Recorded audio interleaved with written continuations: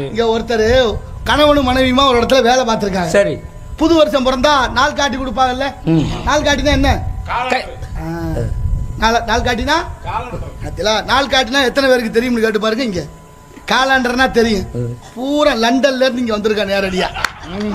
தமிழ்நாட்டில் இல்ல எல்லாருமே. அதனால காலாண்டர்னா தெரியும், நாள் காட்டினா தெரியாது. நாள் காட்டி படிக்கிறது உண்டா? நீங்க வீட்டில் வச்சிருக்கீங்களா? படிப்பீங்களா?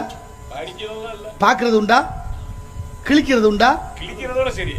அப்புறம் என்னத்தை படிச்சு கிழிச்சான்னு கேட்பாங்க.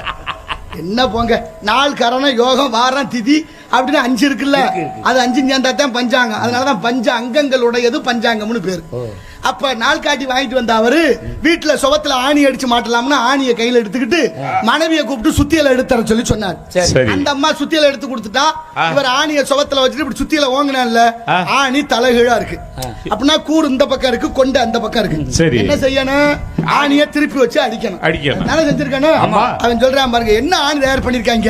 கொண்ட வைக்க வேண்டிய இடத்துல கூறு வச்சிருக்காங்க, கூறு வைக்க வேண்டிய இடத்துல கொண்ட வச்சிருக்காங்க. கூறு கட்ட வயலுக்கு அறிவாளி யாரு? ஆணி தயார் பண்ணுவேன், சரியா தயார் பண்ணல என்ன?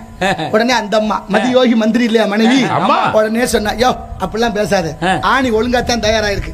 பாத்தியா கூறு இந்த பக்கமா இருக்கா, இந்த ஆணி இந்த சோகத்துல அடிக்கப்படாது, கொண்டுகிட்டு வா அந்த சோகத்துல அடிக்கணும்னாலும் அந்த புண்ணியம். 2 பேருக்கும் அறிவு வந்தீங்க. ஆத்தா சிரிக்கிறது பாருங்க, புரிஞ்சிருச்சு. அதுக்கு அந்த புரிதலை உண்டு பண்ணணும், அதுதான் முக்கியம். அப்படி நான் இப்ப 2 பேருக்கும் அறிவு எவ்வளவு சொல்றது? இப்படித்தான் இருக்கா நம்ம.